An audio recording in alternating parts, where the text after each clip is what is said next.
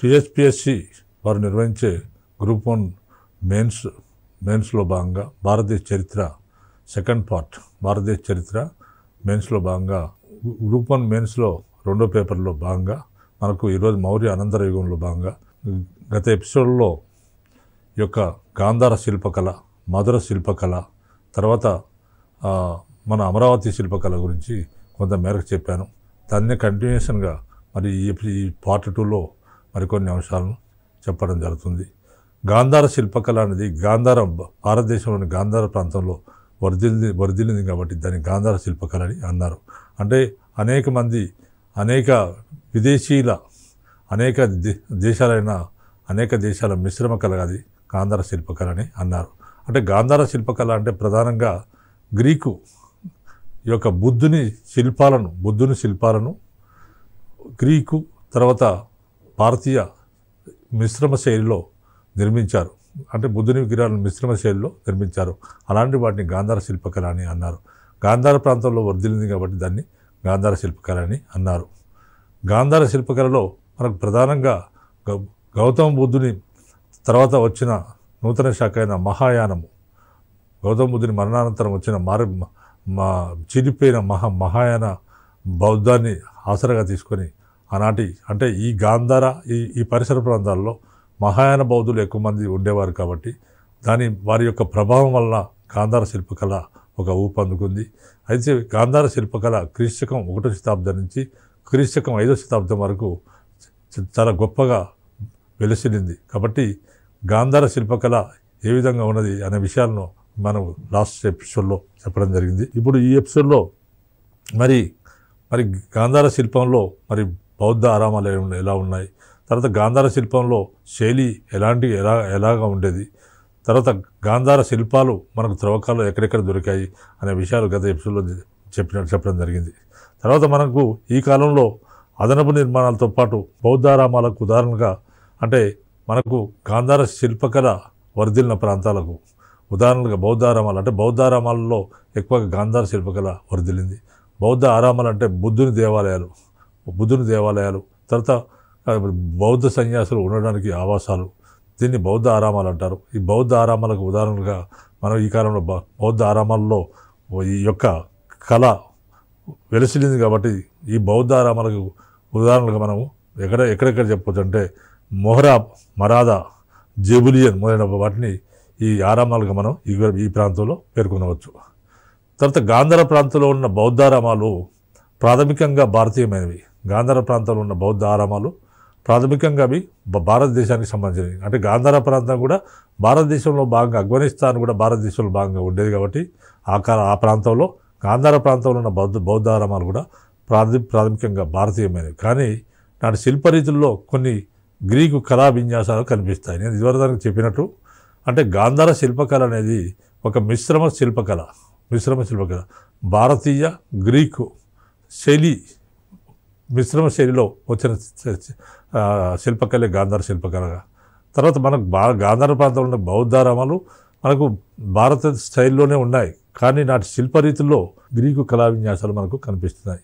ఈ స్తూపాలకు ఇతర బౌద్ధారామాలకు Corinthian Capitals, త్రికోణాకార శిఖర అలంకారాలు మొదలైన పద్ధతిలో శిల్పరీతులను వాడినట్టు తెలుస్తుంది.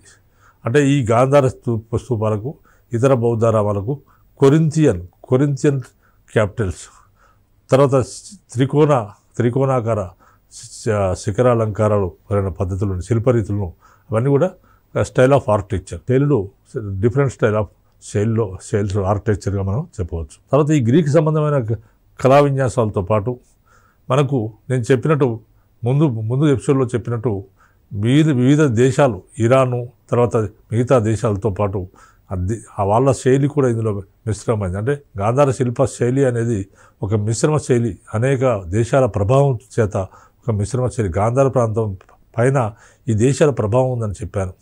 తర్వాత గ్రీక్ సంబంధమైన కళా విన్యాసాలతో పాటు గాంధార శిల్పకళలో ఇరాన్ సంబంధమైన కళా విన్యాసాలు, Iran style of architecture, Iran సంబంధమైన కళా విన్యాసాలు, అగ్నివేదికలు, జంతువుల తలలు కనిపిస్తాయి. దీనిలో అగ్నివేదికలు, జంతువుల తలలు కనిపిస్తాయి. తర్వాత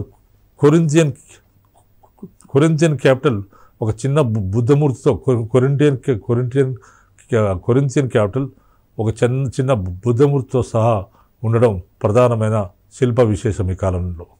తర్వాత ఈ బుద్ధుని మూర్తి గ్రీకు కళా సాంప్రదాయాలైన పల్లేరు ఆకుల మధ్య ఆసీనులైనట్లు కనిపిస్తుంది. ఈ బుద్ధుని మూర్తి మనకు గ్రీకు కళా సాంప్రదాయాలు, గ్రీక్ స్టైల్ ఆఫ్ ఆర్కిటెక్చర్లో పల్లేరు ఆకుల మధ్య ఈ మూర్తి, బుద్ధుని మూర్తి ఉన్నట్టు మనకు కనిపిస్తుంది, ఆసీనులైనట్లు ఉన్నట్టు కనిపిస్తుంది. తర్వాత మనకు ఈ మూర్తిలో మనకి ఇంకో బుద్ధుని మూర్తిలో గ్రీకు వారి హేతువాద దృక్పథం, గ్రీకు దేశస్తుల హేతువాద దృక్పథము, అంటే ఆ విగ్రహంలో వారు ఒక హేతువాద దృక్పథంతో ఆ విగ్రహాన్ని నిర్మించారు. గ్రీకుల హేతువాద దృక్పథం పైన బౌద్ధుల మార్మికవాద ఛాయలు ఈ మూర్తిలో కనిపిస్తాయి. అంటే ఇవన్నీ కూడా పద్ధతులు, ఈ శైలిలో నిర్మించిన చిత్రాలు. తర్వాత స్తూప నిర్మాణంపై గ్రీకు రోమన్ శిల్పకళా ప్రభావాన్ని మనం చూడవచ్చు. తర్వాత సాంప్రదాయ భారతీయ స్తూప నిర్మాణము అభివృద్ధి చెంది చక్కటి రేఖలతో, ఆకృతితో సరికొత్త రూపాన్ని ఈ కాలంలో సంతరించుకుంది. ఒక ఉన్నత వేదిక మీద ఈ స్తూపాన్ని చాలా పొడవైన ఆకృతిలో నిర్మించడమైంది. ఒక ఉన్నత వేదిక మీద ఈ స్తూపాన్ని, బుద్ధునికి సంబంధించిన స్తూపాన్ని చాలా పొడవైన ఆకృతిలో వాళ్ళు నిర్మించారు. తర్వాత ప్లాస్టిక్ అలంకరణతో, చాలా సూక్ష్మంగా వేసిన రంగులతో ఈ స్తూపాలు అందంగా అలరారుతుండేవి. ప్లాస్టిక్ను అలంకరణగా వేశారు. చాలా చిన్నగా వేసిన రంగులతో ఈ స్తూపాలు చాలా అందంగా కనబడుతుండేవి. ఇవన్నీ కలిసి ఈ స్తూపానికి ఒక గంభీరమైన సుందర రూపాన్ని, ఒక గొప్ప రూపాన్ని ఇచ్చాయి. ఈ విధంగా గాంధార సాంప్రదాయంలోని ప్రధాన వస్తువు యొక్క కొత్త బౌద్ధ మత రూపమే మహాయానం అని చెప్పవచ్చు. అంటే మహాయాన ఫలితంగా గాంధార శిల్పకళ ఒక ఉచ్చ దశకు చేరుకుంది. ఆ విధంగా గాంధార సాంప్రదాయంలోని ప్రధాన వస్తువు యొక్క కొత్త బౌద్ధ మత రూపమే మహాయానం అని చెప్పవచ్చు. ఈ శిల్పరీతి చేసిన ప్రధాన సేవ బుద్ధుని ఊహా ప్రతిమను రూపొందించడము శిల్పపరంగా ఈ గాంధార సాంప్రదాయం యొక్క గొప్ప విజయంగా మనం చెప్పవచ్చు. అంటే ఎందుకంటే అప్పటి నుంచి బుద్ధుని ప్రతిమలకు ఒక గొప్ప విస్తృతమైన ప్రచారం లభించింది. అంటే గాంధార శిల్పకళ కంటే బుద్ధుని ప్రతిమలు లేవా అంటే ఉన్నాయి, కానీ చాలా తక్కువగా ఉన్నాయి. కానీ మహాయాన బౌద్ధం వల్ల ఈ గాంధార శిల్పకళ, మహాయాన బౌద్ధులు గాంధార ప్రాంతంలో ఉండడం వల్ల ఈ గాంధార శిల్పకళ మంచి ఉజ్వల దశకు చేరుకుంది. మరి అప్పటి నుంచి బుద్ధుని ప్రతిమకు ఒక గొప్ప విస్తృతమైన ప్రచారం లభించింది. వాస్తవానికి బుద్ధుని జీవితానికి, బోధనలకు సంబంధించి ఈ గాంధార సాంప్రదాయము ఒక సజీవ వ్యాఖ్యానం అని చెప్పుకోవచ్చు. తర్వాత ఉత్తరప్రదేశ్లోని మధురలో ప్రవర్ధిల్లిన కళా సాంప్రదాయాన్ని మధుర సాంప్రదాయం అని పేరుంది. ఇంతవరకు నేను ఇది అంతా గాంధార సాంప్రదాయానికి సంబంధించిన, గాంధార శిల్పకళకు సంబంధించిన కొన్ని ముఖ్యాంశాలుగా మనం తీసుకోవాల్సి ఉంటుంది. తర్వాత మనకు మధుర శిల్ప సాంప్రదాయం గురించి ఇప్పుడు చెప్పడం జరుగుతుంది. మనకు భారతదేశంలో ఉన్న ఉత్తరప్రదేశ్లోని మధురలో ఇది వర్ధిల్లింది కాబట్టి ఈ కళా సాంప్రదాయాన్ని మనం మధుర సాంప్రదాయం అని పిలవడం అయింది. మధుర సాంప్రదాయం అని పిలుస్తున్నారు. ఈ మధుర సాంప్రదాయం అనేది దాదాపు క్రీస్తుపూర్వం 2వ శతాబ్దంలోనే ప్రారంభమైనట్లు మనకు తెలుస్తుంది. ఇది 2వ శతాబ్దంలో ప్రారంభమైనట్టు తెలుస్తుంది. అప్పటికి కూడా వాస్తవానికి ఇది కూడా క్రీస్తుకం 1వ శతాబ్దంలోనే వేగాన్ని పుంజుకుంది. ఇది అంటే 2వ శతాబ్దంలోని క్రీస్తుపూర్వం 2వ శతాబ్దంలో ప్రారంభమైందని మనకు తెలుస్తున్నప్పటికీ కూడా వాస్తవానికి ఇది క్రీస్తుకం 1వ శతాబ్దం, క్రీస్తుపూర్వం 2వ శతాబ్ది, ఇది 1వ శతాబ్దంలోని వేగాన్ని పుంజుకుంది. ఈ కళా సాంప్రదాయము విభిన్నమైన కళారూపాల ఉత్పత్తికి దోహదం చేసింది. ఈ గాంధార శిల్పకళా సాంప్రదాయము విభిన్నమైన కళారూపాల ఉత్పత్తికి దోహదం చేసింది. తర్వాత కాలక్రమంలో ఇది భారతీయ కళాక్షేత్రంలో ఈ గాంధార మధుర శిల్ప సాంప్రదాయం గొప్ప స్థానాన్ని సంపాదించుకుంది. తర్వాత మధుర శిల్పకళా సాంప్రదాయము ఎంత గొప్పగా విస్తరించిందంటే ఈ కళా ప్రతిరూపాలు తూర్పు ప్రాంతంలో సారనాథ్, శ్రావస్తి, మధ్య ఆసియాలో పశ్చిమ భాగము, తక్షశిల ప్రాంతం అందరికీ కూడా ఎగుమతి అయ్యాయి. అంటే ఇక్కడి నుంచి ఈ మధుర శిల్ప సాంప్రదాయము అక్కడికి విస్తరించిపోయింది. ఎక్కడెక్కడికంటే ఈ కళా ప్రతిరూపాలు తూర్పు ప్రాంతంలోని సారనాథ్, భారతదేశ తూర్పు ప్రాంతంలోని సారనాథ్కు, తర్వాత శ్రావస్తికి, మళ్ళీ అక్కడికి కూడా విస్తరించింది. తర్వాత మధ్య ఆసియాలోని పశ్చిమ భాగాన్ని, మధ్య ఆసియా ప్రాంతంలో పశ్చిమ భాగానికి, తర్వాత తక్షశిల ప్రాంతం అందరికీ కూడా విస్తరించింది ఈ మధుర శిల్పకళా సాంప్రదాయం. మధురలోని శిల్పులు ఎర్రటి చుక్కలున్న ఇసుకరాయిని వాడారు. అంటే ఈ శిల్పాలు చెక్కడానికి వారు ఎర్రటి చుక్కలున్న ఇసుకరాయిని వాడడం జరిగింది. ఈ రాయి ఎక్కడెక్కడ ఉండేదంటే మనకు ఈ రాయి ఎక్కడెక్కడ లభించేదంటే ఆగ్రా, మధుర ప్రాంతాల్లో మాత్రమే ఈ రాయి లభించేది. మరి ఈ శిల్పులు ఎలాంటి దాన్ని అంటే మనకు ఈ శిల్పులు ఎర్రటి చుక్కలున్న ఇసుక రాయిని ఈ శిల్పాలను చేయడానికి వాడేవారు. ఈ రాయి మనకు ఉత్తరప్రదేశ్లోని ఆగ్రా, తర్వాత మధుర ప్రాంతంలో మాత్రమే లభించేది. తర్వాత బుద్ధునికి సంబంధించిన దాన్నే కాకుండా అనేక మంది ఇతర మతాలకు సంబంధించిన వాళ్ళని కూడా వీరు విగ్రహాలు తయారు చేశారు. తర్వాత వీళ్ళు బుద్ధునికి, బ్రాహ్మణ మతానికి, జైన మతానికి సంబంధించిన అనేక మూర్తులను యక్షులు, యక్షిన్లు, నాగులు, నాగిన్లు మొదలైన మూర్తులను తయారు చేయడానికి వీరు ఎర్ర ఇసుక రాయిని అంటే మధుర శిల్పకారులు ఏం చేశారంటే ఎర్రటి ఇసుక రాయిని వాడారు. ఈ ఎర్రటి ఇసుక రాయి కేవలం మనకు ఎక్కడెక్కడ లభిస్తుందంటే ఆగ్రా, తర్వాత మధుర ప్రాంతాల్లో మాత్రమే లభిస్తుంది. వాళ్ళు ఎలాంటి విగ్రహాలు చెక్కారంటే బుద్ధుని విగ్రహాలు చెక్కారు. బ్రాహ్మణ మతానికి అంటే హిందూ మతానికి సంబంధించిన విగ్రహాలు చెక్కారు. తర్వాత జైన మతానికి సంబంధించిన అనేక మంది దేవతల విగ్రహాలను, తర్వాత యక్షుల విగ్రహాలను, యక్షిన్ల విగ్రహాలను, నాగులు, నాగిన్ల మొదలైన మూర్తులను కూడా వీళ్ళు ఎర్రటి ఇసుక రాయితో వాళ్ళు తయారు చేశారు. తర్వాత మధుర సాంప్రదాయము ప్రాచీన భారతీయ సాంప్రదాయానికి ఎక్కువగా రుణపడి ఉండేది. మధుర సాంప్రదాయం ప్రాచీన భారత సాంప్రదాయానికి అంటే ప్రాచీన కాలంలో శైలి భారతదేశంలో ఎక్కడ ఈ శైలి ఉండేదంటే భారత్ స్తూపంలో ఉండేది, బుద్ధగయలో ఉండేది, సాంచీలో ఉండేది. భారత్, బుద్ధగయ, సాంచీల్లో మధుర సాంప్రదాయం ఉండేది. అంటే అక్కడి నుంచి వీరు తీసుకున్నారు, ఎక్కువగా రుణపడి ఉంది వీళ్ళు ఆ సాంప్రదాయాలకు ఎక్కువగా రుణపడి ఉన్నారు. తర్వాత వాయువ్య భాగంలోని గ్రీకు, రోమన్ల రీతుల నుంచి గ్రహించినవి మధుర రీతిలో కనిపిస్తాయి. వాయువ్య భాగంలోని భారతదేశ వాయువ్య భాగంలో ఉన్న గ్రీక్ దేశం, రోమ్ దేశాల ఆ స్టైల్స్ నుంచి కొన్ని పద్ధతులను, ఆ శైలి నుంచి కూడా కొన్ని పద్ధతులను మధుర రీతిలో మనకు వీళ్ళు తీసుకున్నారు. ఆ పద్ధతులు కూడా ఇక్కడ మేళవించి ఉన్నాయి. ఆ తర్వాత ఈ మధుర సాంప్రదాయము గుప్తుల కళాశైలి ఆవిర్భావానికి దోహదమైంది. ఈ మధుర సాంప్రదాయం ఏమైందంటే తర్వాత కాలంలో వచ్చిన గుప్త రాజ్యానికి గుప్తుల కళాశైలి వాళ్ళు కూడా నిర్మాణాలు చేపట్టారు. గుప్తులు వాళ్ళు ఈ మధుర సాంప్రదాయము మరి ఎక్కడికి దారితీసిందంటే గుప్తుల కళాశైలి, గుప్తులు కళాశైలికి ఆవిర్భవించడానికి ఇది దోహదం చేసింది. మరి గుప్తుల కళాశైలి అత్యంత గొప్ప భారతీయ మత శిల్పాన్ని సృష్టించింది. అంటే గుప్తులు అనేక దేవాలయాలు నిర్మించారు, అనేక శిల్పాలు నిర్మించారు, అనేక దేవాలయాలు నిర్మించారు. ఈ గుప్తుల కళాశైలి అత్యంత గొప్ప భారతీయ మత శిల్పాన్ని సృష్టించింది. ఈ గుప్తుల కళాశైలి అత్యంత గొప్ప భారతీయ మత శిల్పాన్ని సృష్టించింది.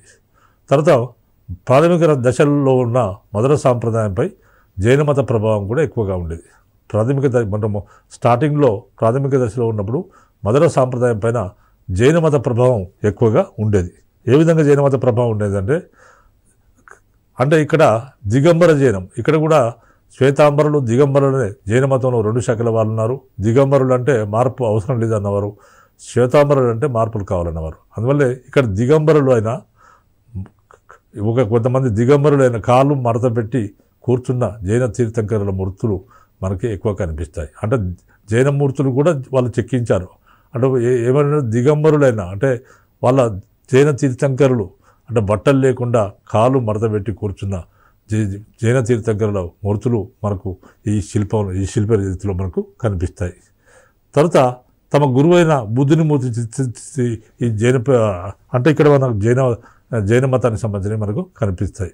వాళ్ళ తీర్థంకరుల విగ్రహాలు, కాళ్ళు మడుచుకున్న తీర్థంకరుల విగ్రహాలు, దిగంబరులైన కాళ్ళు మడుచుకున్న తీర్థంకరుల విగ్రహాలు చెక్కడం జరిగింది. తర్వాత మధుర సాంప్రదాయానికి చెందిన మొదటి బుద్ధులు, బోధిసత్వాల మూర్తుల్లో ఆధ్యాత్మిక స్ఫూర్తి తక్కువగాను, శారీరక శక్తి ప్రస్ఫుటంగా ఉన్నప్పటికీ త్వరలోనే అవి మతపరమైన ప్రసంగం సంతరించుకున్నాయి. తర్వాత మధుర సాంప్రదాయానికి చెందిన మొదటి బుద్ధులు అంటే మొదట వాళ్ళు చెక్కిన బుద్ధుని విగ్రహాలు, బోధిసత్వుల విగ్రహాల్లో ఆధ్యాత్మిక స్ఫూర్తి చాలా తక్కువగా ఉంది. శారీరక శక్తి చాలా ప్రస్ఫుటంగా ఉండేటట్లు వాళ్ళు ఈ శిల్పాలను చెక్కడం జరిగింది. అప్పటి నుంచి వీళ్ళు ఆ విధంగా చెక్కిన కాలం నుంచి బుద్ధుని విగ్రహాల్లో ప్రస్ఫుటమైన శరీరాకృతితో పాటు ఆధ్యాత్మిక సౌందర్యం కూడా భాషించేది. ప్రస్ఫుటమైన శరీరాకృతి ఉండేది, ఆధ్యాత్మిక సౌందర్యం కూడా ఈ కాలంలో బ్రహ్మాండంగా ఉంది. తర్వాత మూర్తుల ముఖాల వెనక చిత్రించే ఒక వలయం ద్వారా, మూర్తుల ముఖాల వెనక చిత్రించే ఒక వలయం ద్వారా ఆధ్యాత్మిక శక్తిని ప్రదర్శించడానికి ప్రయత్నించిన సాంప్రదాయమే మధుర సాంప్రదాయం. ఈ విధంగా మధుర శిల్పులు తమ బుద్ధ ప్రతిమలకు ఒకవైపు పూర్వపు శతాబ్దాల్లోని లావైన యక్ష ప్రతిమల నుంచి, మరోవైపు ధ్యాన నిమగ్నులైన జైన తీర్థంకరుల నుంచి ప్రేరణ పొందారు. మరి మధుర శిల్పులు ఏ విధంగా ప్రేరణ పొందారంటే, ఒకవైపు ధ్యాన నిమగ్నులైన జైన తీర్థంకరులు దిగంబర జైన తీర్థంకరుల నుంచి ఒకవైపు ప్రేరణ పొందితే, మరొక పక్క లావైన యక్ష ప్రతిమల నుంచి ఈ రెండు ప్రతిమల నుంచి వీరు ఇన్స్పిరేషన్ పొంది మధుర శిల్పశైలిని ఉపయోగించారు. వీరు బ్రాహ్మణ తత్వానికి సంబంధించిన మూర్తులను కూడా బాగా చెక్కారు. బ్రాహ్మణ తత్వం అంటే హిందూ మత తత్వానికి సంబంధించిన మూర్తులను కూడా, విగ్రహాలను కూడా వీళ్ళు చెక్కారు. బాగా ప్రచారంలో ఉన్న బ్రాహ్మణ మత దేవతలు పార్వతీ సహితుడైన శివుడు, లక్ష్మీ సమేతుడైన విష్ణుమూర్తి విగ్రహాలను కూడా వీళ్ళు చెక్కారు. అంటే బౌద్ధ మత విగ్రహాలే కాదు, జైన మత విగ్రహాలు చెక్కారు, జైన తీర్థంకరుల విగ్రహాలు చెక్కారు. మధుర శైలిలో హిందూ మతానికి సంబంధించిన దేవతామూర్తులను కూడా వీళ్ళు చెక్కారు. అందులో భాగంగా వాళ్ళు ప్రచారంలో ఉన్న బ్రాహ్మణ మత దేవతలైన హిందూ మత దేవతలు, ప్రచారంలో ఉన్న హిందూ మత దేవతలైన పార్వతీ సహితుడైన శివుడు, అంటే పార్వతీ సమేతుడైన శివుడు, తర్వాత లక్ష్మితో కూడుకున్న విష్ణువు, వారు మలిచిన మూర్తులు ప్రధానంగా వీరు ఈ విధంగా చెక్కిన వారిలో వీళ్ళు ప్రధానంగా ఉన్నారు. తర్వాత మనకి ఇతర హిందూ దేవతలు, బ్రాహ్మణ మతం అంటే హిందూ మతం, ఇతర బ్రాహ్మణ మత దేవతలైన బ్రహ్మ, సూర్యుడు, బలరాముడు, అగ్ని, కార్తికేయుడు, కుబేరుడు మొదలైన వారి ప్రతిమలను కూడా వీళ్ళు మధుర శిల్పకారులు రాతితో మలచడం జరిగింది. ఇతర హిందూ మత దేవతలైన బ్రహ్మ, సూర్యుడు, బలరాముడు, అగ్ని, కార్తికేయుడు, కుబేరుడు మొదలైన వారి ప్రతిమలను కూడా వీళ్ళు రాతితో చెక్కడం జరిగింది. అయితే మధుర శిల్ప సౌందర్యాన్ని అందమైన యక్షిని, నాగిని, అప్సరసల శ్రీమూర్తులతో చూడవచ్చు. మధుర సాంప్రదాయము శిల్ప సౌందర్యాన్ని అందమైన యక్షిని, నాగిని, అప్సరసల శ్రీమూర్తుల్లో కూడా చూడవచ్చు. అంటే వీళ్ళు ఈ విగ్రహాలను కూడా చెక్కారు. వాళ్ళు యక్షిని విగ్రహాన్ని చెక్కారు, నాగిని, అప్సరసల శ్రీమూర్తులతో చూడవచ్చు. ఈ శ్రీమూర్తులు అద్భుతమైన ఆభరణాలు ధరించి ఉన్నారు. అంటే మధుర శిల్ప సాంప్రదాయంలో ఈ శ్రీమూర్తులందరూ కూడా అద్భుతమైన ఆభరణాలు, గొప్ప గొప్ప ఆభరణాలు ధరించి ఉన్నట్లు మనకు తెలుస్తుంది. తర్వాత వారి విశాల నితంబాలు, ఉన్నత వక్షాలు, తర్వాత నిలబడి ఉన్న నిర్లక్ష్య భంగిమ సింధు నాట్యశ్రీని తలపించేలా ఉన్నాయి. అంటే సింధు నాగరికత కాలం నాటి అంటే ఇవన్నీ కూడా అవయవాల వర్ణన, వారు శిల్పాలు చెక్కిన అవయవ వర్ణన చేశారు. విశాలమైన నితంబాలు, ఉన్నత వక్షాలు, నిలబడి ఉన్న నిర్లక్ష్య భంగిమ, ఈ భంగిమలన్నీ కూడా సింధు నాగరికత కాలం నాటి నాట్యం చేసే స్త్రీని తలపించేలా ఉన్నాయి. అలాంటి పరిత్యాగ దైవనిష్ట సందర్భాల్లో వారి లాలసత్వంతో కూడిన భంగిమలు ప్రాచీన భారతీయుల జీవనానికి చెందిన మరో దృక్పథానికి ఉదాహరణగా మనము చెప్పవచ్చు. అలాంటి పరిస్థితిలో ఏది ఆచరణ కాదని ఆ ప్రాచీన దృక్పథంలోని సారాంశం. తర్వాత మధుర శిల్ప కళా సాంప్రదాయానికి చెందిన ప్రధాన పరిధికి మించి మలిసిన కొన్ని ఇతర రాజవంశీకుల విగ్రహాలు కూడా మనకు కనిపిస్తాయి. మధుర శిల్పకారులు కొన్ని రాజవంశాల వారి విగ్రహాలు కూడా చెక్కారు. అవేంటంటే కుషాన్ పాలకుల ప్రతిమలు మనకు దొరికాయి. కుషాన్ పాలకులు అంటే కుషాన్ రాజ్యాన్ని పరిపాలించిన రాజుల ప్రతిమలు కూడా మనకు దొరికాయి. ఎక్కడ దొరికాయంటే త్రోకాలో దొరికాయి. ఎక్కడ దొరికాయి? మట్ గ్రామంలో దొరికాయి. మట్ గ్రామం అంటే మధుర సమీపంలో ఉన్న గ్రామం మట్ గ్రామం. ఇక్కడ మనకు కుషాన్ రాజుల ప్రతిమలు వాళ్ళ విగ్రహాలు చాలా వరకు మనకు కనిపించాయి. తర్వాత మరి ఈ మట్ గ్రామం అనేది కుషాన్ల శీతాకాల వసతి గృహం ఉండేది. ఈ మట్ గ్రామంలో కుషాన్ల శీతాకాల వసతి గృహము ఉండేది. తర్వాత ఇందులో గతించిన యువరాజుల స్మృతి గౌరవార్థం చెక్కినవి చాలా ఉన్నాయి. ఇందులో శీతాకాల వసతి గృహంలో చనిపోయిన యువరాజుల స్మృతి గౌరవార్థం ఈ శిల్పాలు చెక్కబడ్డాయి. కానీ దురదృష్టవశాత్తు తర్వాత రాజులు, పరిపాలకులు వాటిని ధ్వంసం చేయడం జరిగింది. అయితే తర్వాత వచ్చిన రాజులు, వివిధ దండయాత్రకులు కానీ, వివిధ దేశాల నుంచి వచ్చిన ఊరులు కానీ వివిధ రాజులు కానీ పరిపాలకులు కానీ వాటిని ఇలాంటి విగ్రహాలు మొత్తం కూడా ధ్వంసం చేయడం జరిగింది. తర్వాత కుషాన్లో గొప్పరాజు ఎవరంటే కనిష్కుడు. కుషాన్లో గొప్పరాజు అయిన కనిష్కుడి విగ్రహానికి కూడా శిరస్సు లేదు. ఇక్కడ కనిష్కుడి విగ్రహం ఉంది కానీ దానికి ఆ విగ్రహానికి మొండే ఉంది కానీ శిరస్సు లేదు. తర్వాత మడ్ గ్రామంలో తలలు లేని విగ్రహాలు, మడ్ గ్రామంలో తలలు లేని విగ్రహాలు, వేదికలు భిన్న భాగాలుగా. మడ్ గ్రామంలో ఇంకా ఏమున్నాయంటే తలలు లేని విగ్రహాలు చాలా ఉన్నాయి. తర్వాత వేదికలు భిన్న భాగాలుగా ధ్వంసమైన ఆనవాళ్ళు అనేకం కనిపిస్తాయి.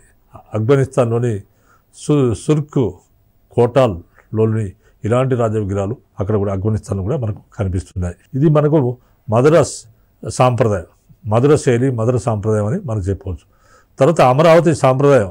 అమరావతి సాంప్రదాయం అంటే ఏమిటంటే అమరావతి సాంప్రదాయం ఎక్కడ వర్ధిల్లింది? భారతదేశంలోని ఇతర కళా సాంప్రదాయాల్లో అమరావతి సాంప్రదాయం ఒకటి.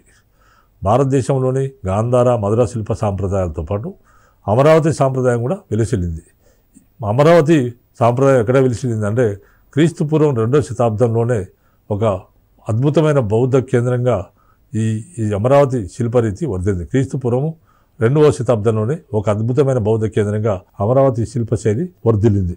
క్రీస్తుపూర్వం 2వ శతాబ్దంలోనే అమరావతి శైలి రూపుదిద్దుకోవడం ప్రారంభించిందనడానికి మనకు ఆధారాలు ఉన్నాయి. మనకు కూడా త్రవ్వకాలలో అనేక అమరావతి శైలికి సంబంధించిన విగ్రహాలు దొరికాయి. కానీ శాతవాహనుల కాలంలో, దక్షిణ భారతదేశాన్ని శాతవాహనుల కాలంలో ఇది ఉన్నత దశకు, అమరావతి శైలి అనేది శాతవాహనుల కాలంలో ఇది ఉచ్చ దశకు చేరుకొని పరిపక్వ స్థితికి కూడా చేరుకుంది. అంటే క్రీస్తుపూర్వం 2వ శతాబ్దంలో ప్రారంభమైనప్పటికీ తర్వాత వచ్చిన శాతవాహనుల కాలంలో ఇది ఉచ్చ దశకు, ఉన్నత దశకు చేరి పరిపక్వ స్థితికి చేరుకుంది. క్రీస్తుపూర్వం 4వ శతాబ్దంలో ఇది క్షీణించింది. క్రీస్తుపూర్వం 2వ శతాబ్దంలో ప్రారంభమై 200 సంవత్సరాలు క్రీస్తుపూర్వం 4వ శతాబ్దంలో ఇది నాశనమైంది, క్షీణించింది. తర్వాత దాని ప్రధాన కేంద్రాలు, మరి అమరావతి శిల్పశైలికి ప్రధాన కేంద్రాలు ఏంటంటే అమరావతి, నాగార్జునకొండ, జగ్గయ్యపేట.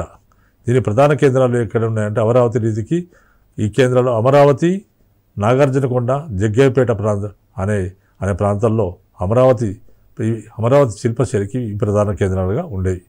తర్వాత ఈ అమరావతి శైలిని అనుసరించిన శిల్పులు ఎక్కువగా తెల్ల చలవరాతినే ఉపయోగించారు. మనం అక్కడ శిల్పులు ఇసుకరాయిని ఉపయోగించని చెప్పాం మధుర శిల్పశైలిలో.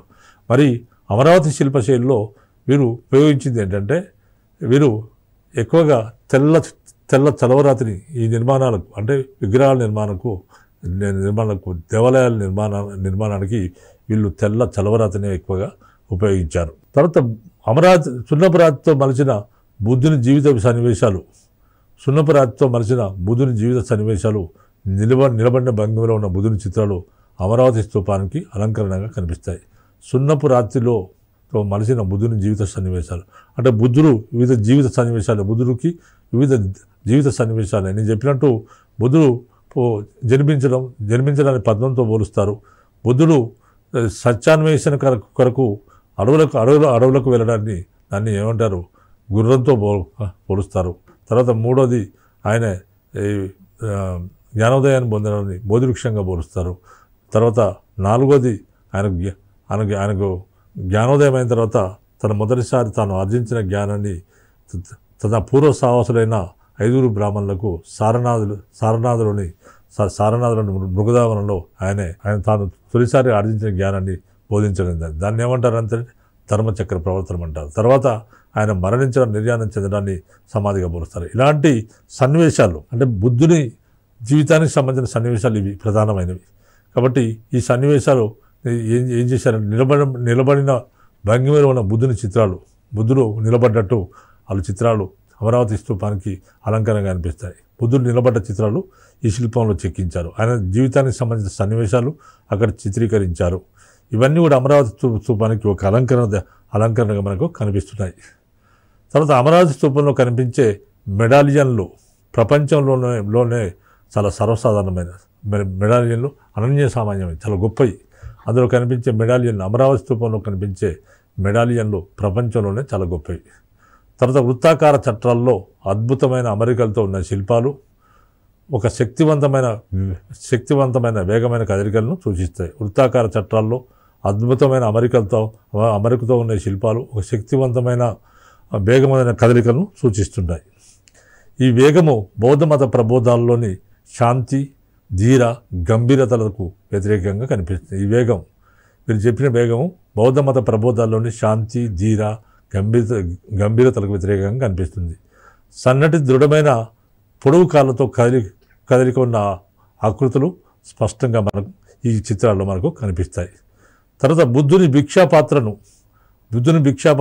స్వర్గానికి తీసుకెళ్తున్న దేవతలను, బుద్ధుడు పట్టుకున్న భిక్షాపాత్రను స్వర్గానికి తీసుకెళ్తున్న దేవతలను చాలా సజీవంగా ఆనంద స్ఫూర్తి తాండవించేటట్లు ఈ అమరావతి శిల్పులు చిత్రీకరించడం జరిగింది. తర్వాత కళ కోసం కళను సృష్టించాలనే ఆదర్శ శిల్పులు ఈ అమరావతి శిల్పులు. కళ కోసం కళను సృష్టించాలనే ఆదర్శ శిల్పులు ఈ అమరావతి శిల్పులు. వారు మతపరమైన స్వభావం ఉన్న వాటికంటే అందమైన ఆకృతుల్ని ఎక్కువగా తయారు చేశారు. మతపరమైన స్వభావం ఉన్న వాటికంటే అందమైన ఆకృతులను ఎక్కువగా, అంటే మతపరమైన సింపుల్సిటీ పెట్టలే వాళ్ళు, అందమైన ఆకృతులను ఎక్కువగా తయారు చేయడం జరిగింది.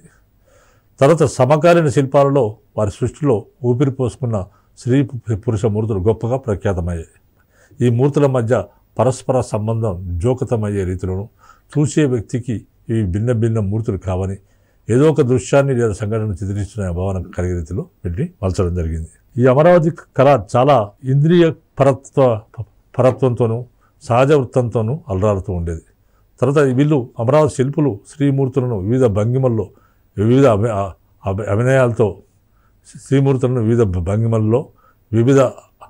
అభినయాలతో, అభినయాలతో నిలబడి స్త్రీల భంగిమలు, స్త్రీలు కూర్చుని వంగి ఎగురుతూ నృత్యం చేస్తూ మొదలైన వాటిని కూడా వీళ్ళు అద్భుతంగా ఈ అమరావతి శిల్పులు సృష్టించడం జరిగింది. తర్వాత యక్షిణి శిల్పాలు, అప్సరసల మూర్తులు శిల్పాలు, తర్వాత పూర్ణ కుంభాల వంటి స్తనాలతో, విశాలమైన నితంబాలతో, బద్దికైన అవయవాలతో, అనంతమైన ప్రేమను, అందాన్ని ఈ శిల్పులు ఈ విధంగా ఈ శిల్పాలను చేయడం జరిగింది. తర్వాత ఇక్కడ తయారైన శిల్పాలను సిలోన్, విదేశాలైన సిలోన్, ఆగ్నేయ ఆసియా దేశాలకు తీసుకుపోవడం జరిగింది. ఇక్కడ తయారైన శిల్పాలను వివిధ దేశాలకు కూడా పంపించారు. ఎక్కడెక్కడ పంపించారంటే సిలోన్, ఆగ్నేయ ఆసియా దేశాలకు ఈ శిల్పాలను తీసుకుపోవడం జరిగింది. అవి అక్కడి దేశీయ శైలిపై ప్రభావం చూపాయి. ఇక్కడ శిల్పాలు అక్కడ తీసుకుపోయినప్పుడు ఈ శిల్పాలు అక్కడ ఆయా దేశాల దేశీయ శైలిపై ఈ శిల్పాల ప్రభావం చూపాయి. తర్వాత వృద్ధి చెందిన దక్షిణ భారతదేశ శిల్పం మీద కూడా దీని ప్రభావం స్పష్టంగా కనిపిస్తుంది. తర్వాత కాలంలో దక్షిణ భారత శిల్పశైలి వృద్ధి చెందింది. దాని మీద కూడా అమరావతి శైలి ప్రభావం స్పష్టంగా మనకు తెలుస్తుంది. తర్వాత మనకు నిజానికి బారూత్, గయా, సాంచి స్తూపాలు కళకు, గుప్త పల్లవ కళకు వరకు మధ్య ఇవి వారధిగా అమరావతి శైలి పనిచేసింది. అమరావతి సాంప్రదాయం అనేది బలమైన ఉత్తేజాన్ని ఇచ్చేదిగా కనిపిస్తుంది. ఆ విధంగా ఇంకా గుప్తుల కాలంలో మాత్రమే క్రీస్తకం 4-6 శతాబ్దాల్లో భారతీయ కళ ఉచ్చ దశకు అందుకుంది, ఓ భద్రతను, పవిత్రతను రూపొందింది. సో ఈ విధంగా మనకు మౌర్యానంతర యుగంలో ఈ విధంగా వివిధ శైలులను మనం అడిగినప్పుడు మనకు ఈ విధంగా మనం ప్రశ్నకు ఆన్సర్ రాసి ఫస్ట్ ఇంట్రడక్షన్ ఇచ్చి, తర్వాత మనకు వాల్యుబుల్ మెటీరియల్ తీసుకొని అమరావతి గాంధార శిల్పకళ ఎలా ఉండేది, అది ఏ విధంగా వర్ధిల్లింది, గాంధార శిల్పకళ అంటే ఏంటి, అది ఎక్కడ వర్ధిల్లింది, అదే ఏ మిశ్రమాలతో గాంధార కళ వచ్చింది, ఏ విగ్రహాలను వాళ్ళు తయారు చేశారు, ఎలాంటి వాటిని తయారు చేశారు, మరి ఎగ్జాంపుల్స్ ఇవ్వాలి. తర్వాత అదేవిధంగా మధుర శిల్పకళ ఎక్కడ వర్ధిల్లింది, మధుర శిల్ప కళాకారులు ఎలాంటి విగ్రహాలను తయారు చేశారు, అంటే జైనుల విగ్రహాలు తయారు చేశారు, బౌద్ధ విగ్రహాలు తయారు చేశారు, వివిధ విగ్రహాలు, హిందూ మత విగ్రహాలు కూడా, దేవతల విగ్రహాలు కూడా తయారు చేశారు. ఈ విధంగా మధుర శిల్పకారులు ఏ విధంగా ఈ విగ్రహాలను తయారు చేశారనే విషయాన్ని మనం చెప్పాల్సి ఉంటుంది. చివరికి అమరావతి శైలి విగ్రహాలు, శిల్పాలు ఏ విధంగా చెక్కబడ్డాయనే విషయాలు కూడా మనము చెప్పాల్సి ఉంటుంది. తర్వాత కంక్లూజన్ ఇవ్వాల్సి ఉంటుంది. ఈ విధంగా మనకి ఈ క్వశ్చన్ అడిగినప్పుడు గ్రూప్ 1 మెయిన్స్లో మనం ఈ విధంగా రాస్తే మనకు ఎక్కువగా మార్కులు వచ్చే అవకాశం ఉంది. ఈ విధంగా మీరందరూ కూడా విజయం సాధించాలని, ఎగ్జామ్లో సక్సెస్ కావాలని కోరుకుంటూ ముగిస్తున్నాను.